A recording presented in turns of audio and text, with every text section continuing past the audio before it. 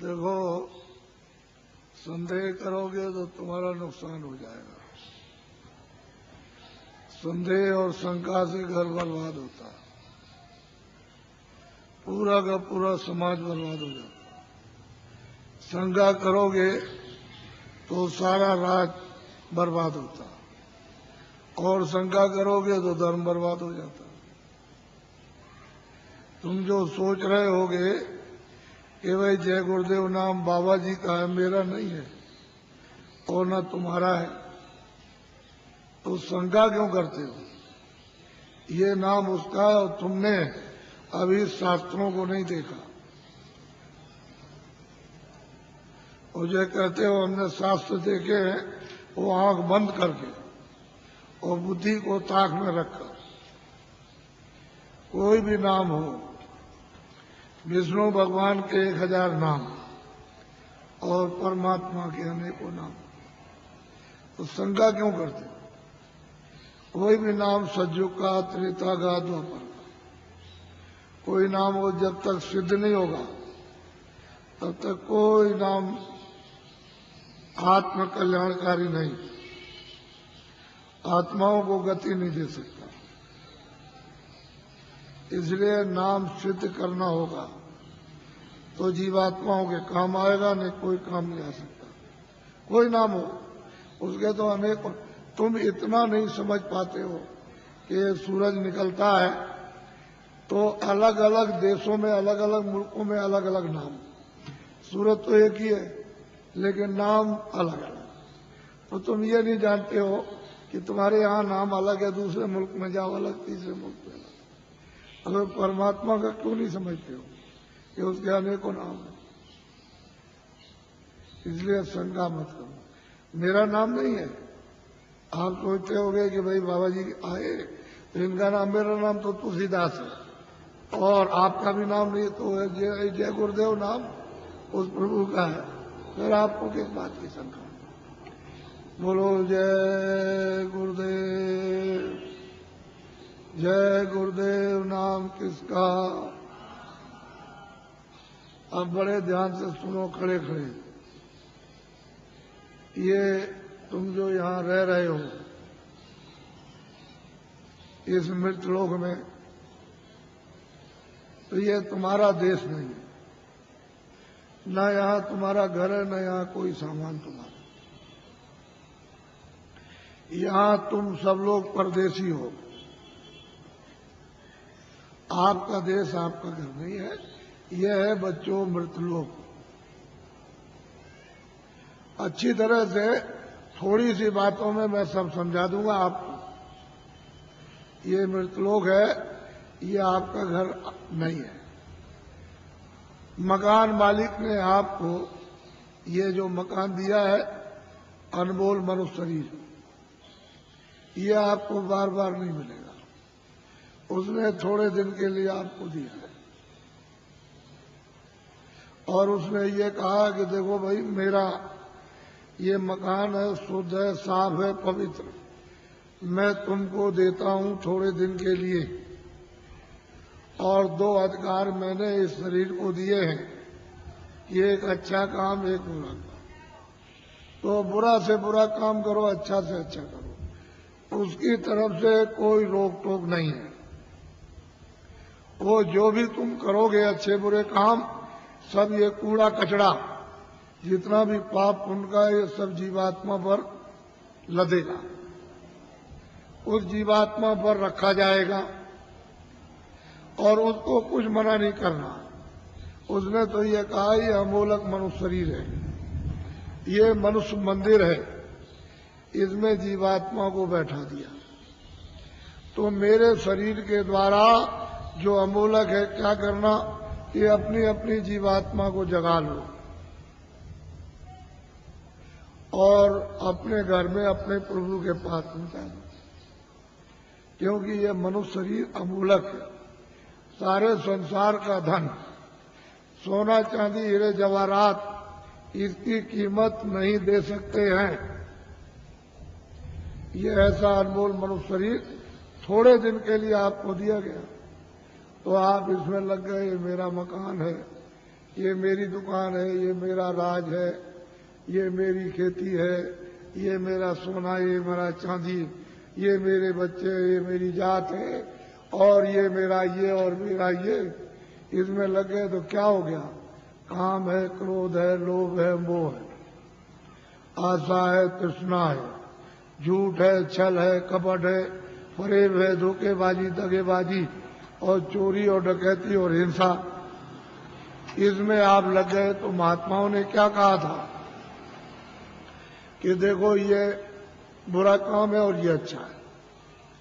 इस बुरे काम से तुमको सबको, स्त्री पुरुषों को, बच्चों को दुख मिलेगा, तकलीफ मिलेगी, रोग मिलेगा, कोढ़ मिलेगा, अंधे हो जाओगे, बहरे हो जाओगे, गरीब हो जाओगे, सताए जाओगे और मारे जाओगे।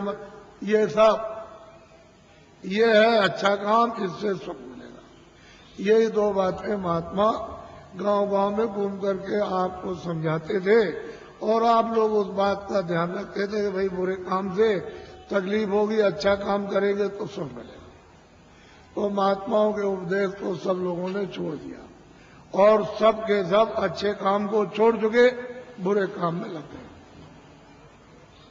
जब बुरे काम में लग गए तो आपको तो मालूम नहीं है कि उसने ये अमोलक मनुष्य शरीर थोड़े दिन के लिए दिया है।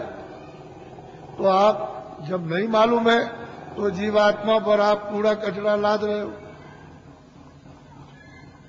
इस बार तो जब घड़ा भर जाएगा तो ये तो बाहर से बहेगा, फूटेगा और टूटेगा और आग निकलेगी, जहर निकलेगा, तो तुमको तो कुछ मालूम नहीं। जब उसका तुम तो समझते हो कि ये मेरा है, तब तक समय इसका पूरा हो गया। अनमोल मनुष्य मंदिर का इसका समय पूरा हो गया। उसने अपने सिपाही बुलाए, इसने मकान मालिक, ये देखो ये है, ये लल्लू सिंह है, ये रामनाथ है, ये श्यामवती है और ये लीलावती, और ये मतलब जहांगीर है। इनका वक्त और समय हो गया, जाओ फौरन मकान खाली करा लो। तो कागज कहते हैं वारंट, वो फौरन लेकर के दौड़ पड़ेंगे और वहीं से आवाज देंगे। तुम इस वक्त में वहां हो अमेरिका में, तो जोर से यही से देंगे कि लल्लू सिंह तुम्हारा वक्त पूरा हो गया और आप तैयार हो जाओ मकान का। तो यहां से फौरन, यानी क्षण भी नहीं लगेंगे, वहां आवाज पहुंचेगी और जोर से धक्का मारेगी तो लल्लू सिंह उलट जाएंगे, वही गिर जाएंगे, आंखें अंधी हो जाएगी, कान बहरे हो जाएंगे, बुद्धि पागल हो जाएगी, जबान बंद हो जाएगी, बस उसी जगह फौरन। और वो सिपाही यहां से एक क्षण भी नहीं लगेगा, अमेरिका पहुंच जाएंगे और कहेंगे देखो ये मालिक का हुक्म हो गया, मकान खाली। तो मन को, बुद्धि को, चित्त को, प्राणों को और जीवात्मा को, रूह को इस अमोलक मनुष्य मंदिर से, जिस्मानी मस्जिद से निकाल बाहर। अब ये आपका शरीर ये पड़ा, ये मिट्टी है, ये मकान और ये जमीन और ये राज, ये पाठ, घर का सामान, दुकान का सामान, दफ्तर का सामान, ये हिंदी, ये अंग्रेजी, उर्दू, ये आपकी ये पड़ी, ये पड़ा, सब सामान ये पड़ा। अब ये बताओ कि इनमें से कोई सामान तुम्हारे साथ जाएगा? भूल जाएगा। तो तू कैसे कहता कि मेरा है? ये कैसे कहते हो कि मेरा? ये राज मेरा है, ये दुकान मेरी है, दफ्तर मेरा है, ये खेती मेरी है, ये मेरा है, ये कैसे? ये तो तेरा ये भी नहीं तो किराए का मकान है, ये नहीं समझा कि खाली हो गया, ये पड़ा। अगर किराए पर न दिया होता तो वो चेतन जीवात्मा जो परमात्मा की अंश है वो कैसे निकाल दी जाती? किराए पर तो मिला और उसका वक्त निर्धारित समय कि इतने समय के अंदर रहो और इसके बाद अपना काम करो, मत करो तो निकलो। तो तुमने क्या, तुमको लाभ क्या हुआ? तुम अचानक में निकाल दिए गए अनमोल मनुष्य मंदिर, ये बार बार मिलेगा? अरे तुम खड़े हो, ये बार बार मिलेगा? कितने युगों के बाद, कितने सतयुग, कितने त्रेता, कितने द्वापर, कितने कलयुग खत्म हो गए और उसका जो पुण्य है वो एक एक बूंद तुम्हारा जमा हुआ मनुष्य शरीर प्राप्त करने का, और कितने युगों के बाद आपको ये मनुष्य शरीर मिला। और आपको कहते हैं ऐसे ही मिल जाएगा, ये कोई तमाशा है? तुम्हारे घर का ये कोई खेल है? कैसे मिल जाएगा? ये अमूलक चीज है, इसको हीरे जवाहरात इसकी कीमत नहीं, लेकिन थोड़े दिन के लिए मिला।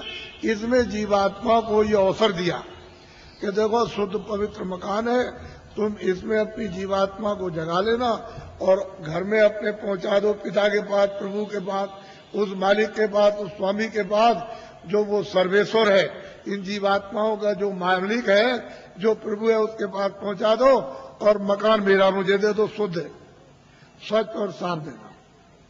तो आपने कुछ शुद्ध साफ रखा, आंख गंदी, कान गंदे, जबान गंदी, मन गंदा, बुद्धि गंदी, चित्त गंदा, जीवात्मा गंदी, हाथ गंदे, पैर गंदे, इतने तुमने कैसे कैसे कर्म किए, तो गंदगी को तुमने लाद लिया। ये पहाड़ों की तरह से गंदगी जमा हो गई, तो बताओ इस जीवात्मा का उबार कौन करेगा? मैं वहां वो बात सुनाने नहीं आया जिसको तुम समझ रहे होगे। ये खेती करो, दुकान करो ठीक से, और दफ्तर का काम ठीक से करो। मैं कब मना करता हूं? आप जो भी सामान लेकर खेती से, दुकान से, दफ्तर से आओ, और जो पैसे लेकर आओ बाजार में खरीदो, अनाज खरीदो, सब्जी खरीदो, फल खरीदो, कपड़े खरीदो, और सामान और दवा खरीदो, और मकान अच्छा बनाओ और झोपड़ी अच्छी लेकिन ये तो समझो कि ये सब सामान किसके लिए? इस किराए के मकान के लिए। ये पंच भौतिक शरीर है, इसके लिए आपको दिया कि कपड़े दो, खाना दो, दवा दो, इसको निरोगी रखो, यानी रोग ना होने दो। ये आपको बताया, ये आपको बता रहा हूं कि ये सामान सब इसका है, तो आप लाख जोड़ो, करोड़ जोड़ो, अरब खरब रखो, लेकिन ये तो समझो कम से कम कि ये इसका है, इसमें जीवात्मा का रत्ती भर भी नहीं, ये समझेगा। तो जब ये खाली हो जाएगा तो ये पड़ा और ये पड़ा, न ये इसके काम और न ये इसके काम। और फैसला है, तुमको जो होना है वही तुमको बता देता हूं। तुमने घर में जरा भी ध्यान नहीं दिया। तुम हिंदू हो, मुसलमान हो, सिख ईसाई हो, कि तुम्हारे घर में बच्चा बच्ची पैदा होता है मखमल पहन के आता है, रेशम पहन के आता है? क्या कोई सोना चांदी लेकर आता है? यह जमीन और मकान नंगा आता रोता हुआ? तो तुमको सबको ये देखना चाहिए, भाई कुछ लेकर नहीं आया, ये तो खा लिया। रो रहा है तो अपनी पीड़ा में, अपने दर्द में रो रहा, उसको दर्द और पीड़ा हो रही, सहन नहीं हो रही है, और माँ कहती है अरे बच्चा चुप हो जा, पुचकारती है, लेकिन उसको न देख सकता, न सुन सकता, न बोल सकता है, तो कुछ भी नहीं कर सकता, रोता ही रोता है खाली। तो दर्द में रोता है, पीड़ा में। तुम जब इधर आए, जरा बड़े हो गए, तो तुमको बताया ये सब कुछ, और तुम्हारे जाने का जब समय हो गया तो तुम्हारी बुद्धि यहां रखवा ली, और देखना यहां रखवाया, और सुनना यहां रखवाया, बोलना यहां रखवा लिया, सब रखवा लिया उसने जितना भी था। और तुमको मतलब यह है कि निकाल बाहर किया, फिर तुमने उस पर कपड़े डाल दिए। क्यों? कि भाई अब देखा नहीं जाता, अब देखा नहीं जाता, अब तो डर लगता, घृणा हो गई, तो कपड़ा डाल देते हो। तो इतना नहीं तुम देखते हो, जब ले जाते हो कपड़ा ढक करके, तो वहां गड्ढा खोद के गाड़ देते हो, लकड़ियों पर रख करके, और इसको रखते हो और जलाते हो। तो तुमने आग लगाते देखा नहीं कि फुक दे, यानी कपड़ा जल गया, नंगा हो गया। तो तुमको ये नहीं दिखाई दिया कि कोई कपड़ा लिए जा रहा है, कोई सोना, कोई चांदी, कोई मकान, कोई बाल, कोई बच्चे, कोई रिश्तेदार, या हिंदी अंग्रेजी उर्दू लिए जा रहा? ये जाते में सब रखवा लेगा, आते में कुछ ले आने नहीं दिया। तो ये आपको समझना चाहिए कि ये किराए का मकान आपको थोड़े दिन के लिए दिया है, तो आप कोई घर बार मत छोड़ो। मैं कोई घर बार छोड़ाने थोड़ी आया हूं। तो खेती करो, दुकान करो, और दफ्तर का काम कैसे करो? ईमानदारी, मेहनत, झूठ नहीं, झूठ और धोखा और बेईमानी और चालाकी और मारपीट और हिंसा और दगेबाजी और सीनाजोरी और जबरदस्ती, बेईमानी, ये नहीं, ईमानदारी, मेहनत। घर में आओ, अपने बच्चों की सेवा करो, ये दो ही तो आपकी ड्यूटी है, और क्या भी। और जब आप जाओ सोने, कोई काम ना हो तो ये मनुष्य मंदिर है, इसमें जीवात्मा बैठी हुई है और ऊपर से परमात्मा 24 घंटे बोल रहा, एक क्षण भी बंद नहीं होता। 24 घंटे उसका कथा कीर्तन आरती 24 घंटे हो रही है और तुम्हारे कानों तक आवाज दे रहा कि तू मेरी आवाज को सुन ले, और मेरी आवाज को सुनकर पकड़ के मेरे पास चला। तो तुम कभी सुना? कूड़ा कचरा लाद लिया इस पर। तो मैं तुमको जरा बताता हूं, ये तो बहुत से डॉक्टर हैं यहाँ और आप पढ़े लिखे हो, विद्वान, आप जानते हो कि जीवात्मा कहाँ है इस शरीर में? तुमको मालूम? ये जो मिट्टी पड़ी है उसका एक बालू का कण, एक जर्रा उसके लाख टुकड़े कर दिए जाए, उससे भी वो छोटी है और इस शरीर में बंद है। तो किसी ने एक्सरे में, किसी ने आले में बताया? कहीं नहीं पता चलता। सब लोग आला खींचते हैं कि इसमें कौन है, कौन निकल गया और कौन डाला गया, लेकिन कहीं कुछ नहीं। तो मैं तुमको बताता हूं, तुम तो मतलब यह है कि मेरी बात पढ़े लिखे अनपढ़ सब सुनो। देखो ये मनुष्य शरीर, बच्चा पीछे हो जाओ, इधर पीछे मत खींचना नहीं फोटो को, ये सत्संग हो रहा है नहीं, आप कुछ मत करो। ये फोटो किस लिए खींच रहे हैं? अभी मत खींचो। देखो मेरी तरफ, ये अनमोल मनुष्य शरीर है, ये मनुष्य मंदिर है, इसमें 24 घंटे देववाणी, आकाशवाणी, आसमानी आवाज, कलमा और आयतें हो रही है। मैं तुमको इधर बताता हूं, देखो इधर ये जीवात्मा न इधर है न इस तरफ है, न ये इधर बैठी हुई न इधर, और न इस तरफ है, यानी इधर नीचे कहीं नहीं। अब मेरी तरफ देखो, ये दोनों आंखें बीचों बीच में, ये जीवात्मा दोनों आंखों के मध्य में, दरमियान में ये बैठी हुई। यहां उस जीवात्मा में एक आंख है, वो तीसरी आंख, तीसरा नेत्र, और शरीर में 2 आंखें। कितनी आंख हुई? बोलो, जोर से बोला करो ताकि समझ में आ जाए। 3 आंखें हो गई। देखो इधर ये जीवात्मा दोनों आंखों के बीचों बीच बैठी हुई है। उस जीवात्मा में एक कान है और शरीर में 2 कान। कितने कान में? 3 कान पे। अब तुम समझ लोगे तो जल्दी आ जाएगा। ये जीवात्मा बैठी हुई है दोनों आंखों के बीचों बीच। उस जीवात्मा में एक नाक है और शरीर में 2 नाक। कितनी नाक हुई? 3 हो गई। तुमको कभी किसी ने बताया कि 3 आंख है, 3 कान है, 3 नाक है? कोई बताने वाला तुमको मिला? पहले सोचो इस बात के लिए। तो इधर देखो, ये 2 आंख, 2 कान, 2 नाक, ये तो शरीर में। ये बाहर का काम करते हैं, सुनने का और देखने का और सूंघने का। अब जो अंदर में जीवात्मा जो बैठी है, उसमें एक कान है, एक आंख है और एक नाक है। तो इस आकाश के ऊपर सुनने का काम करेगी, देखने का और सूंघने का। तो तुमने कभी शास्त्रों में कि स्वर्ग की और बैकुंठ की बहिष्ठी कितनी सुगंधी है, तुमने कभी सुना? तो ये नाक सूंघेगी। वहां कितनी सुंदरता है, यानी कितनी वहां खूबसूरती है, तो ये आंख देखेगी ये बाहर की। तुमने कभी किसी से पूछा? और तुमने कभी रामायण है, गीता है, कभी शास्त्रों को तुमने ध्यान से पढ़ा?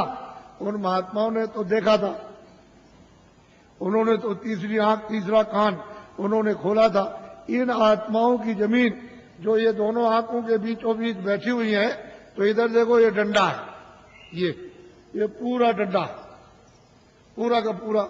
इधर देखो, जब 2 आंखें ये खुलती हैं तो आप देखते हो कि आसमान ऊपर और जमीन नीचे। तो शरीर की जमीन तो ये नीचे है और शरीर का आसमान ऊपर, लेकिन ये जो तीसरी ये आंख है जो जीवात्मा बैठी वो यहाँ, वो तीसरी आंख, तीसरा कान, तीसरा नाक इस आकाश के ऊपर है। तो आत्माओं की जमीन ऊपर है, जीवात्माओं की जमीन ऊपर है। वो चेतन है, वो जड़ नहीं है।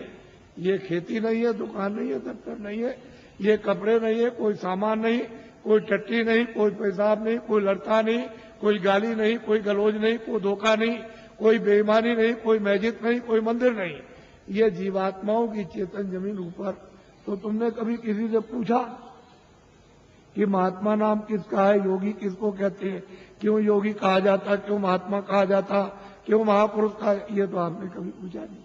भाई इसमें लगे हुए झूठ, चल कपट, धोखे बेईमानी में।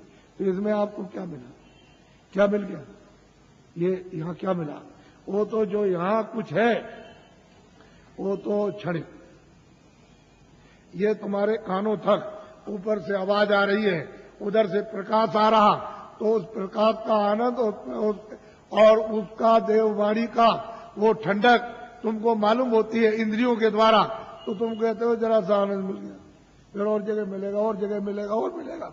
वो देखने में मिल जाएगा, सुनने में मिलेगा, कपड़े में मिलेगा, मकान में मिल जाएगा, खाने में मिल जाएगा, स्त्री में मिलेगा, बच्चे में मिलेगा, चलो राजपाट में मिल जाएगा, सारी दुनिया पर राज करना। लेकिन वहां गए कुछ नहीं है ही नहीं। अरे ये मृतलोक है, ये भूल भुलैया है। रास्ते से आए थे, रास्ता छोड़ दिया, आंखें बंद हो गई, कान बंद हो गए, सब बंद हो गया, रास्ता भूल गए। अब वापस जाने का कोई रास्ता नहीं। तुमको तो मालूम नहीं कि एक ही रास्ता जीवात्माओं के आने का शरीर में और वापस अपने घर में जाने का एक ही रास्ता, दूसरा कोई रास्ता ही नहीं। और तुम यहाँ भटक गए, चलो वहां चले और वहां चले, उधर चले, तो इस अंधेरे में ये सब अंधकार। उधर तो सूरज निकलता नहीं, उधर सूरज डूबता नहीं, उधर तारे नहीं है, इस तरह के उधर चांद नहीं है। तो तुमने कभी पूछा किसी से कि रामायण में क्या लिखा? रामायण में जो उन्होंने प्राप्त किया वो तो उन्होंने लिखा, गोस्वामी जी ने, तुलसीदास जी ने। और आप रामायण पढ़ते हो तो आपने क्या देखा? आपकी समझ में क्या है, क्या लिखा? इसलिए महात्माओं की बारी आपकी समझ में नहीं आ सकती। तभी तो अर्थ का अनर्थ हो गया, और धर्म का अधर्म हो गया, और कर्म का अकर्म हो गया, और सत्य का असत्य हो गया, और न्याय का अन्याय हो गया, और प्रेम का दुश्मनी हो गई घर घर में। तो बताओ, मैं तो तुमको अमूलक चीज देने आया था, लेकिन अब यह है कि थोड़ी बारिश हो गई तो ये जमीन अमीन भीग गई, तो आप समझते हो हमारे कपड़े गंदे हो जा रहे। कपड़े तो बच्चा गंदे होते ही हैं और होंगे ही, लेकिन जो जीवात्मा जो कितने जन्मों से गंदी हो गई, कभी तुम इसकी सफाई करके इसको आजाद स्वतंत्र कभी करोगे? कभी तुमको ये मौका मिलेगा? ये तो समय निकला जाएगा, अभी बस समय खत्म हो रहा। बहुत तो समय चला गया आपका, बहुत बरस आपके निकल गए, अब ये थोड़े से रह गए, वो भी निकलने वाला। बस फौरन वारंट अभी कटता है और तुमको निकाल देगा। बस साल सुई की नोक और बालू का एक कण एक जर्रा जाने वाला, एक किराए का मकान है। तो अमूलक चीज, ये अनमोल मनुष्य मंदिर में ये जीवात्माओं का अमूलक धन। तो तुमने ये तो कभी सोचा नहीं कि भाई हमने जीवात्मा के लिए अभी तक क्या इकट्ठा किया, उसके लिए कौन सा धन कमा के रखा कि जब तुम यहां से जाने लगोगे तो जीवात्मा की रक्षा हिफाजत होगी। उधर तो कोई मदद करेगा नहीं, उधर तो इधर से निकालेगा, और उधर उसने हिसाब कर दिया कि इनको ले जाओ, इन्होंने बड़े मृतलोक में जाकर बड़े दुष्कर्म, बड़े मतलब बुरे काम और पाप कर्म किए, तो इनको ले जाओ, कुत्ते में बंद करो जाकर के। तो कुत्ते में बंद, कुत्ते से निकाला बिल्ली में बंद, बीच से निकाला तो गधे में बंद, गधे से निकाला ऊंट में बंद, तो ऊंट से निकाला किसी पंछी में बंद, तो 4 खाने 84 लक्षोनिया। फिर तुमको ये मनुष्य शरीर किधर मिलेगा? तुम तो ये सब जानते नहीं, तुमको तो ये सब मालूम नहीं, तुमने तो देखा नहीं। इसलिए मैं तुमको अमूलक चीज लेने की आया हूं। कुछ आत्म धन चलते चलाते, जीवात्मा के लिए कुछ आत्म धन, यानी ईश्वरीय खुदाई रूहों को खजाना, उनको कुछ दे दो इस जिस्म में, शरीर में, तो इसका भला हो जाए, नहीं तो ये जा रही है तो दब गई। ये इसको कौन छुड़ाएगा? बिना महापुरुष, बिना जानकार के इसका रास्ता कौन जानता है? कोई नहीं जानता, सब भटके हुए भूले हुए। तो अमूलक चीज लो, उसको देना चाहता हूं। इसलिए तुम ऐसा मत समझो कि कोई बाबा जी जय गुरुदेव है, बाबा जी भगवान है। हम तो पक्के आपके सेवक हैं, सेवक। कोई भगवान नहीं है, कोई जय गुरुदेव नहीं है। जय गुरुदेव तो वो है, हम तो आपके सेवक हैं। सेवा करने का मतलब वो यही होता है कि तुम्हारी गंदगी को साफ, जो तुम्हारी गंदगी धोता है, साफ करता है, उसका नाम सेवक ही है। जितने भी भारत में महापुरुष आए इस प्रभु को प्राप्त करने के लिए इस कलयुग में, वो सब के सब सेवक रहे। वो कभी महात्मा नहीं बने, न कभी महात्मा बनेंगे, न बने, न उन्होंने कभी इच्छा और न उन्होंने कभी स्वप्ने मतलब ये कभी सोचा। वो तो सेवक, तो तुम लोग उनको पहचान भी नहीं पाते। और उनके पास में अमोलक धन होता, अमोलक खजाना, और तुम ले नहीं पाते। इसी जमीन में वो भी आते हैं, इसी जमीन में तुम हो, तुम इसमें लगे पड़े हुए हो और वो यहाँ से निकल के चले गए और तुमको कहते हैं भाई जल्दी कुछ अपना काम करो, नहीं तो ये पराया काम, ये बोझा ढोते हो, ये तो छूटने वाला है, तो ये शरीर चला जाएगा, ये तो मकान तुम्हारा नहीं हो, ये सामान पड़ा रह जाएगा। तो अमोलक चीज है, अमोलक धन है, तुम्हारे सवाल खजाना रखा अथा। लेकिन अब क्या करे बेचारी जीवात्मा, ये इसमें बंद है, इस कोठरी में बंद हो गई, अस्कार में फंस गई। अब इसको कुछ नहीं सुनाई दिखाई कुछ नहीं देता। तो कोई महात्मा मिले तभी तो उनकी कृपा दया दृष्टि हो और वो कुछ मतलब ये शुद्धि सफाई करे तो कुछ रास्ता दे दे तो अच्छा रहेगा, नहीं काम होता।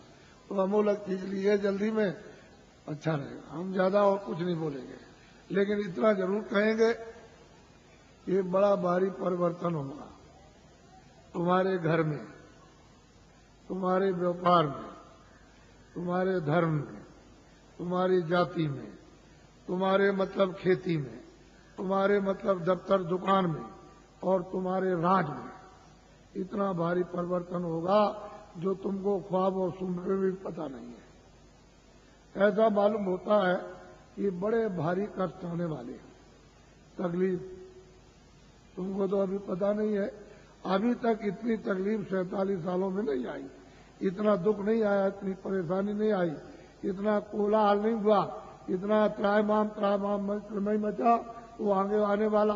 तो तुमने कोई बचाव के लिए सोचा, कोई बचाव की कोई औषधि, कोई चीज आपने ली है कि जिससे कि तकलीफों से बचाओ?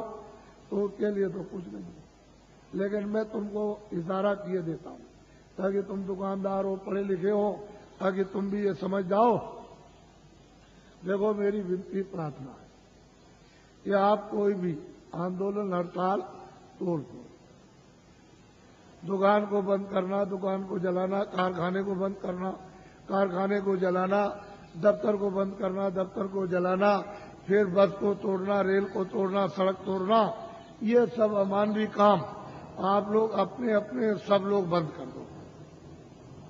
ये तुम्हारा काम नहीं है। सही सच्ची बात तो ये है, ये बुद्धि का पागलपन है। इसको तो आप बंद कर दीजिए। क्यों बंद कर दीजिए? यही जब तुमको राज मिला था और खजाना तुमको मिल गया, फौज फाटा, कागज पत्थर और दफ्तर मिल गए, प्रजा मिल गई, तो इसको सबको उपदेश करना चाहिए था कि ये सब सामान तुम्हारा है। दफ्तर तुम्हारा, खेती तुम्हारी, दुकान तुम्हारी, कारखाना तुम्हारा, बस तुम्हारी, और तुम्हारा मतलब ये रेल तुम्हारी, सड़कें तुम्हारी, और तुम्हारे काम आएंगे, सब तुम्हारा है। और ठीक भी बात है। अभी मैं रास्ते में आ रहा था तो रास्ता जाम, तो सड़क तो आप भाई आपकी है, आप आ रहे हो, आपके काम आएगी। तो मतलब इसका मतलब ये नहीं है कि आप नहीं गए उस सड़क पर तो आपके काम आएगी, आप 2 दिन बाद जाओगे तो सड़क जाम हो जाएगी। तो आपको तो ये जानना चाहिए सब चीजें मेरी है। अब इनको आपने जला दिया, जलवा दिया, जला दिया, तोड़ दिया, फोड़ दिया, दुकान को, दफ्तर को, कारखाने को, इसको उसको, तो ये जो आमदनी का नुकसान हुआ ये किसका हुआ? हे बच्चों, तुमने अपनी आमदनी उसको जला करके खाक कर दी, अब रो रहे हो। तो ये लोग राज कर रहे प्रांतों में और वहां सेंटर में, तो देखा इनको कि भाई अब पैसा नहीं रह गया, अब क्या किया जाए? तो ये बाहर भगे, बाहर से ले आए कर्जा मांग करके, हमारा देश गरीब है तो हमको कर्जा दे दो। सब देशों से मांगा है और सब से ले आए। कितना ले आए इसको वो जाने, आप तो जान नहीं सकते हो, लेकिन इतना कर्जा ले आए कि दे नहीं सकते, और उस कर्जे का इतना ब्याज होगा नहीं दे सकते। अब कहां लगाए कहां नहीं लगाए तो आप जानो, लेकिन मैं तो इतना ही कह सकता हूं। पर ये आपको बताना चाहता हूं कि वो भी जो कर्जा ले आए तो खत्म, पता नहीं कहां चला गया। अब ये लोग भगे कि देश कैसे चलेगा, तो वहां सरकारों से मिले हर मुल्क में कि देखो भाई हमारा देश बहुत गरीब है और मतलब यह है कि अपने देश के बड़े बड़े उद्योगपति से साहूकार पैसे वाले हमारे देश में भेजो, हम सुविधा सब प्रकार की देंगे और वो पूंजी का यानी रुपए पैसे का फैलाव कर दे विस्तार। तो लोग वहां से चल पड़े। तो मैं 4 साल से बोल रहा हूं लगातार कि देखो भाई उनके आने का यहां मुहूर्त नहीं है। विदेशी उद्योगपतियों का भारत में रुपया पैसा फैलाने का, पूंजी निवेश का यानी मुहूर्त नहीं है, योग नहीं। और ये भी साथ साथ कहता हूं कि तुम लोग भी विदेश में पूंजी का विस्तार जाके मत करना, क्योंकि तुम्हारा विदेश बाहर हो जाएगा, तुम हाथ मलते रह जाओगे। ये हमारी बात को आप लोग नोट कर लो, ये खास बात आपको सुनाता हूं। अब आप क्या करो कि रुपया पैसा नहीं तो हम भी जानते हैं, हम भी देखते हैं। ऐसा थोड़ी है कि हम पागल हो गए या पागल होके आपको चिल्ला रहे बता रहे। मैं भी जानता हूं ये बात नहीं है, लेकिन ये कहना चाहता हूं कि जितने भी आपके यहाँ सेठ साहूकार छोटे बड़े, उनको इकट्ठा करो और उनसे ये कहो कि हम तुमको सब सुविधा देंगे, तुम कहीं से भी रुपया पैसा ले आओ, तुमसे पूछा नहीं जाएगा तुम कहां से ले आए, और इनकम टैक्स सेल टैक्स इस पर नहीं लगेगा। ये कारखाना लगाओ छोटा बड़ा, 1 साल में या 1.5 साल में या 2 साल के अंदर छोटा बड़ा कारखाना लगा दो। और इतना ही काम आप सेठ साहूकारों को करना है कि जितने बच्चे यानी छात्र स्कूल में पढ़ते हैं इनको नौकरी और काम दे दो, बस इतना ही। हम आपको पूरी सुविधा देंगे। तो आप ये क्यों नहीं सोचते हो जो आपको दिशा बताई जा रही?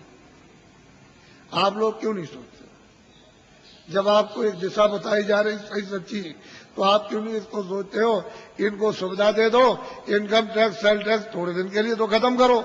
जब आमदनी बहुत होने लगे तो नॉमिनल यानी मतलब यह है कि मामूली तो ठीक है, लेकिन ये क्या, और पीछे वाले का आप अपना जो लेते हो लेते रहो, तो आप जानो।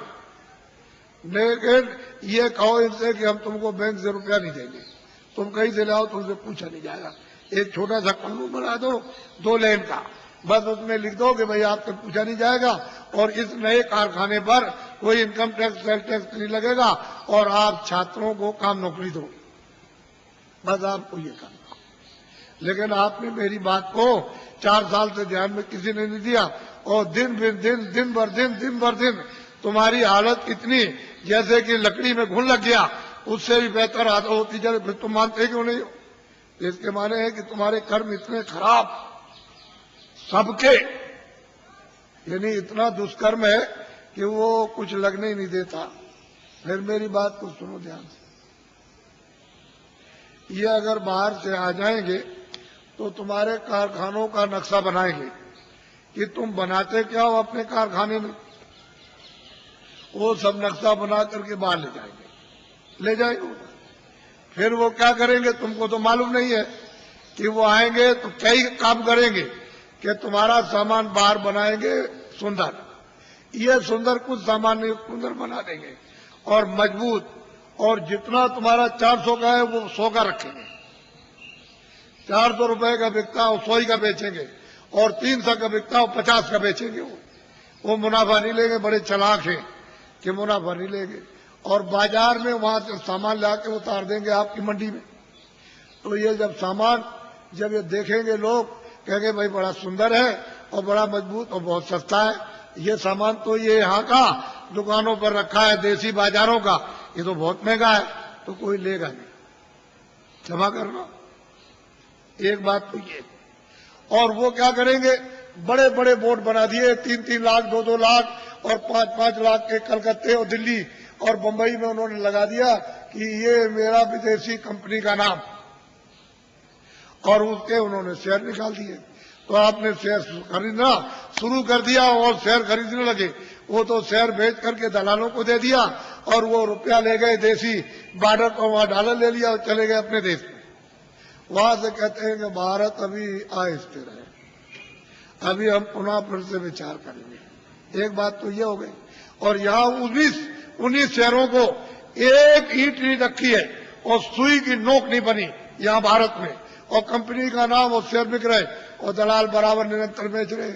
अरे बच्चा, ये सामान जो लाकर दुकानों पर जब नहीं बिकेगा तो उससे भी कम बेचोगे आप। जब ये नहीं बिकेगा और उन कारखानों का सामान उठा करके तुम अपनी दुकानों पर नहीं ले आओगे तो वो क्या करेंगे कारखाने वाले? वो तो अपने आप बंद हो जाएंगे, बिना हमारे मर गए। कोई हड़ताल नहीं, कोई ये नहीं, कोई तोड़फोड़ नहीं, वो ऐसे ही बंद हो गए। तो जितने भी वहां मजदूर और वहां पर जितने भी क्लर्क और वहां मैनेजर काम करते हैं, सब जब बंद हो जाएंगे तो घर बैठ जाएंगे। तो आखिर उनके बच्चे पढ़ते हैं स्कूल में तो काम, जब सब कारखाने बंद हो जाएंगे तो नौकरी काम। इन छात्रों को किधर से मिलेगा? कभी आपने सबने बैठ करके इस पर गहराई से सोचा? ऐसे हवाबाजी करते रहे। फिर वो आएंगे यहाँ सब जगह अड्डा जमा लेंगे, सब जगह। और तुम जितने भी की पोस्ट के, बड़ी पोस्ट के बड़े जिम्मेदार, उनको सबको अपने पैसे, क्यों कि भारत का आदमी बहुत लालची, बहुत लालची। उनको खरीद लेंगे तो ये भारत भर फिर गुलाम हो जाएगा और तुम ऐसे हाथ मलते रह जाएगा, सट से चला जाएगा, सट से। इसलिए सोचो, बाबा जी का अगर इसमें कोई मतलब हो तब तो एक बात कह भी सकते हो।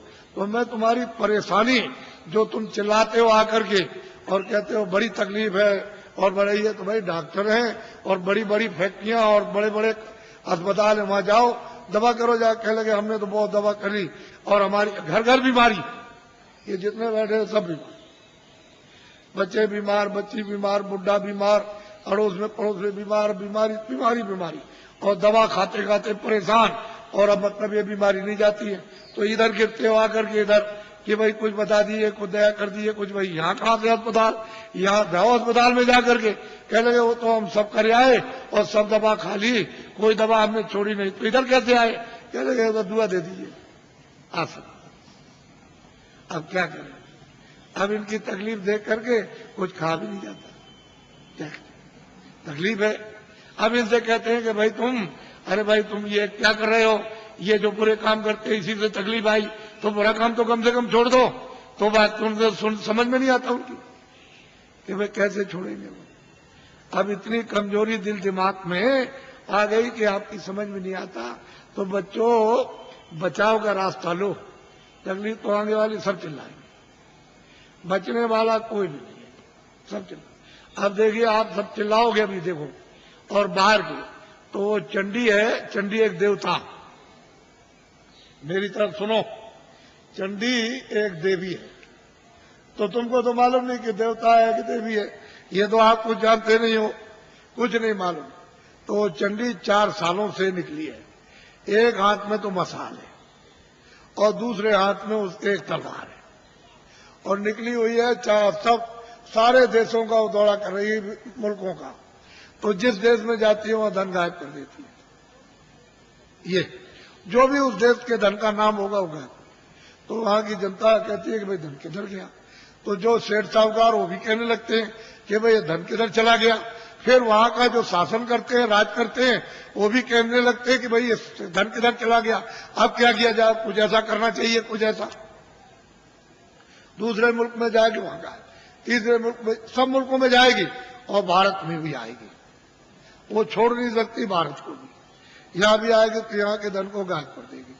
तो यहाँ जनता कहेगी कि अरे भाई मतलब धन किधर चला गया, ये सेठ साहूकार सब लोग कहेंगे भाई धन किधर गया। वो शासन करते हैं दिल्ली में, प्रांतों में, ये भी कहेंगे भाई धन किधर चला गया, समझ में नहीं आता। ये सब मुल्कों के जब सब के सब चिल्लाने लगे और रेडियो और अखबारों पर आने लगे, अरे बच्चा तब मेरी बात को मान लेना, अभी तो सुन तो ले,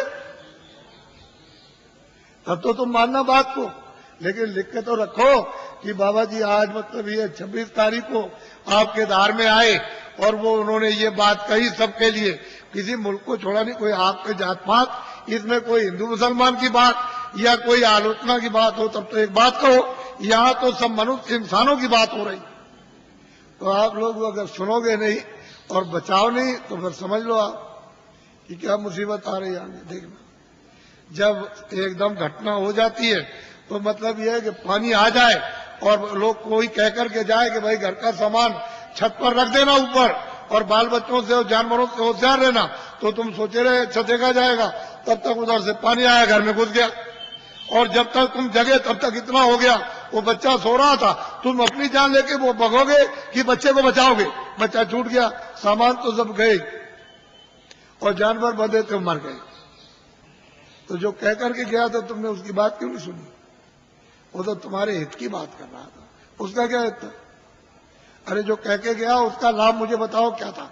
वो तो ये देख रहा था आपको दुख होगा तो जब मैं रोएंगे चिल्लाएंगे तो मुझे भी दुख होगा, तो वो कह के गया था आपको, तो सुनना चाहिए था। सीधी सादी बात, समय बड़ा खराब आ रहा। अच्छा, अब मैं आपको अमूलक चीज दे दूं। ये तो बाहर की बातें समझा दी, आपको थोड़ी सी इशारा कर दिया, लेकिन ये बात जरूर है कि घर बार तुम कभी मत छोड़ना, खेती मत छोड़ना, दुकान मत छोड़ना, दफ्तर का काम। जो भी आदमी घर बार छोड़ के बच्चों को छोड़ के चला जाएगा कामकाज और साधु हो जाएगा, उसको कभी भगवान नहीं मिलेगा, कभी भी नहीं मिल सकता। ये पहले मेरी बात को ध्यान से सुनो। अपने घर में रहो, बच्चों के बीच में रहो, इसी जगह, और 23 घंटे तुम मेहनत करो इस शरीर से, शरीर के लिए। दुकान करो, दफ्तर का काम, खेती करो, इस शरीर के लिए, भोजन कपड़ों के लिए, इसके लिए, दवा के लिए, सब, और बच्चों के लिए, किसके लिए, और 1 घंटा उसमें से बचाओ अपनी जीवात्मा के धन के लिए, ताकि इसको कल्याण हो जाए, इसकी मुक्ति हो जाए, ये आवागमन से छुटकारा पा जाए, न जल में न मरे। 1 घंटा तुम नहीं बचा सकते हो, और 23 घंटे इसमें तुमको लगाने को कह रहे। तुमको ये तो नहीं कह रहे कि तुम छोड़ देना को, ये तो सोचो तुम। और मैं तुमको इसी मनुष्य रूप मंदिर में, इसी में जो अनमोल मनुष्य मंदिर जो दिया है, जिसमें जीवात्मा बंद है, उसी में मैं अभी रास्ता आपको बताता हूं। अभी इसको कहते हैं नामदान।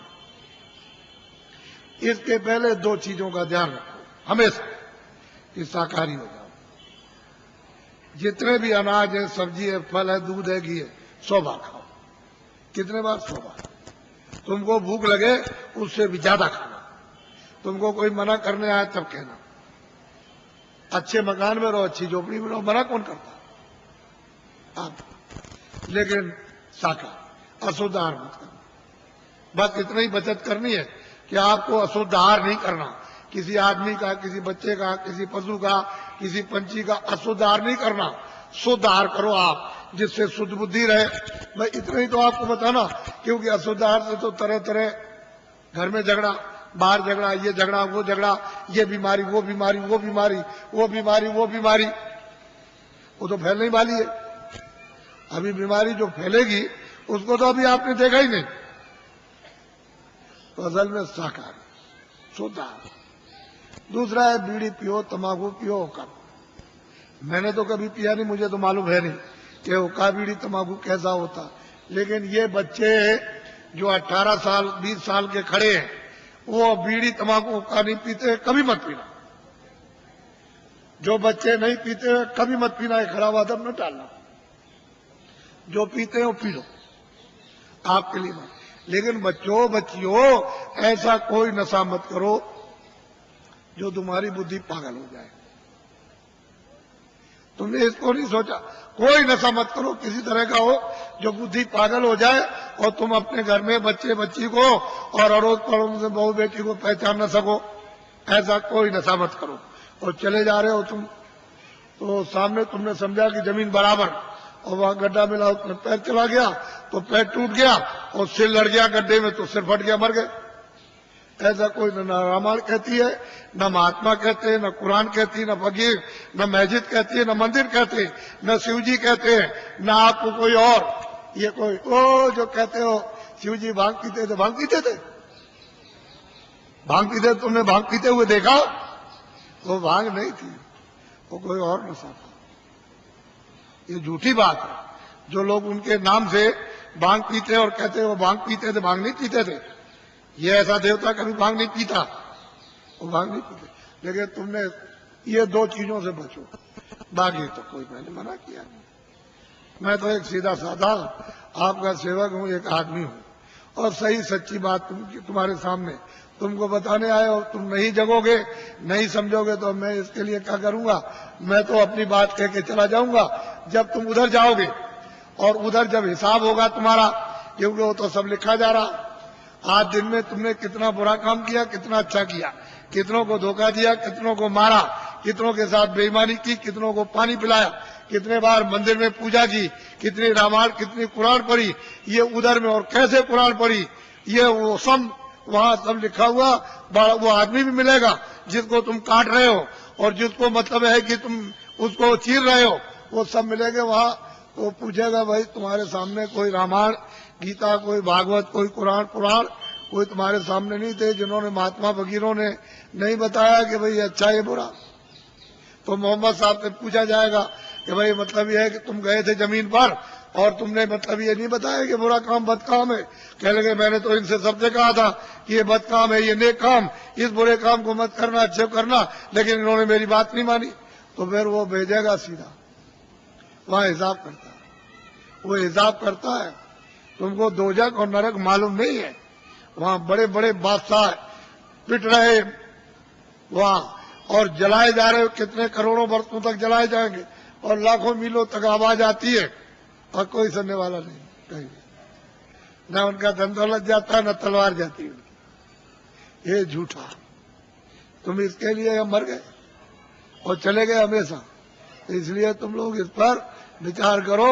तपस्या करने से यानी माया लुभाती है कि तुम ये ले लो धन, ये राज ले लो, तो अगर तुम लुभा गए तो राज मिल गया और राज का जब भोगा तो सीधा नरक को गए।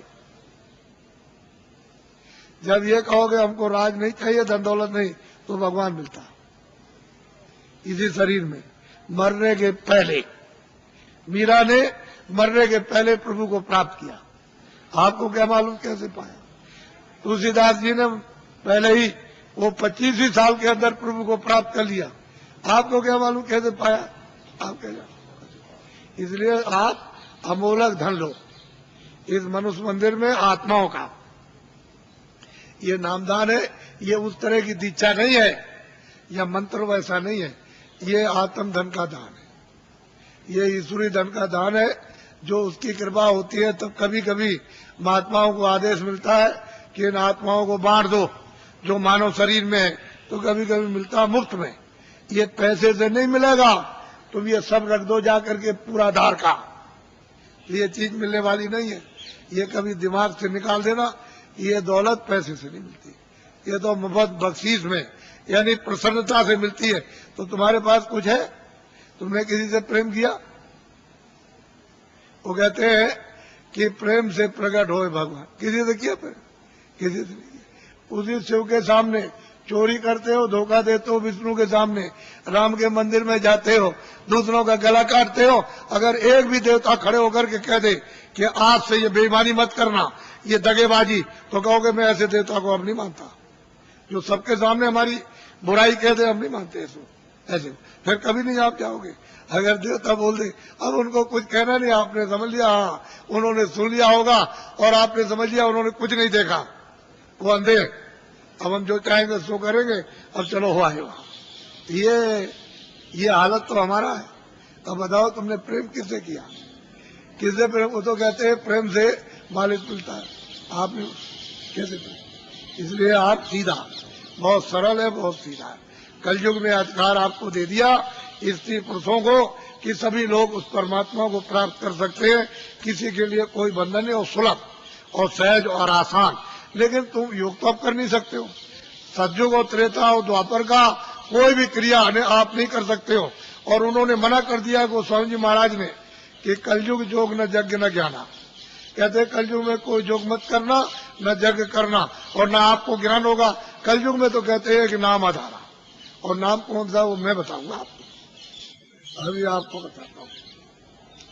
तो आप लोग, आप सब खड़े रहना, बैठना कोई नहीं, खड़े खड़े बताऊंगा आपको और खड़े खड़े करवाऊंगा, घबराइए नहीं। जो जो भगवान का नाम बोलूं सब लोग एक साथ एक आवाज में बोलना, और सब लोग बोलेंगे जो बैठे खड़े, शुद्ध बोलना, शुद्ध, अशुद्ध मत बोलना, शुद्ध बोलना। जो जो नाम मैं बोलता जाऊं आप बोलते जाना, जब मैं अंत में चुप हो जाऊंगा तो आप लोग चुप हो जाना। अशुद्ध मत बोलना, शुद्ध कर लेना। मान लो अशुद्ध बोल दो तो फिर शुद्ध कर लेना दोबारा। इसलिए जो जो नाम बोलते जाना, जब मैं चुप हो जाऊंगा तो आप चुप हो जाना। बोलो जय गुरुदेव। लेकिन थोड़ा सत्संग मिलना चाहिए, तो जरा ठहर जाओ। अभी मथुरा में एक बड़ा कार्यक्रम होने जाना, यही दिसंबर में, यानी कार्तिक के बाद जो अगन लगेगा, तो 15 दिसंबर से 21 दिसंबर तक 7 दिन का एक कार्यक्रम होने जा रहा। और उसमें यही साधना और यही मतलब ये अनुभव होता है। वहाँ सत्संग भी मिलेगा और साधन भी और ध्यान भी, सब करोगे आप, और उस समय पर आप अच्छी तरह से कर सकते हो, क्योंकि वो वातावरण ऐसा होगा। फिर एक दूसरा कार्यक्रम इधर पूरब में रखा, यानी हिंदुस्तान के तीर्थों के राजा प्रयागराज इलाहाबाद में त्रिवेणी संगम। तो त्रिवेणी संगम पर 25 फरवरी से, ये तो 96 में मथुरा का, और वो इलाहाबाद का 97 में, 25 फरवरी से 6 मार्च तक 97 में 10 दिन का होने जा रहा बड़ा कार्यक्रम। और वो महामानव कुंभ, यानी माघ मेले के बाद महामानव कुंभ आपको दिखाई देगा। और वो 10 दिन, यानी 7 मार्च को शिवरात्रि है, वो एक दिन पहले ही समापन हो जाएगा। 10 दिन का होगा। आप जरा इसको लिख लेना। और ये जो आप में 5 नाम, 5 रूप, 5 स्थान हर एक के बाजे, ये जो आप लिखाओगे, लिखा हुआ ले लोगे, ये तो यहाँ के लोग आपको दे देंगे। अगर कम पड़े तो आप जल्दी लिख लेना। ये दूसरी बात यह है कि थोड़ा सा पता भी दे दिया करो, कि कभी कोई पूछा जाती हो कि साधन भजन करते हो कि नहीं करते। ये ऐसे गए लेकर के ताक में रख दिया। किसी ने आकर के कभी मिले, पूछा तो कहा कि भाई भजन तुमने ध्यान किया था? कह लगे हमने नहीं किया, हो तो मैं भूल गया सब। तो तुम्हारा समय सब बेकार चला गया। तुमको तो दिया था काम के लिए कि भाई तुम जल्दी से अपना काम करो, अपनी जीवात्मा को जगाओ, तो तुमने ताक में रख दिया, वो सोती रह गई। तो बताओ इससे, इस काम में तुम्हें मिलेगा क्या? इससे ना कुछ मिला, ना कुछ मिलेगा, और इस काम से खाली जाओगे। अगर तुमको कुछ करना है तो इसी समय के अंदर थोड़ा 1 घंटा समय निकाल कर अपना आत्म धन जमा कर लो। यही तुम्हारे काम आएगा। जब कोई रक्षा नहीं करेगा उस पीड़ा में, उस दर्द में, और 84 नरकों से अगर बचना चाहते हो, धन जमा करो जल्दी से। ये बहुत सुलभ है, इसमें शरीर पर कोई कष्ट नहीं।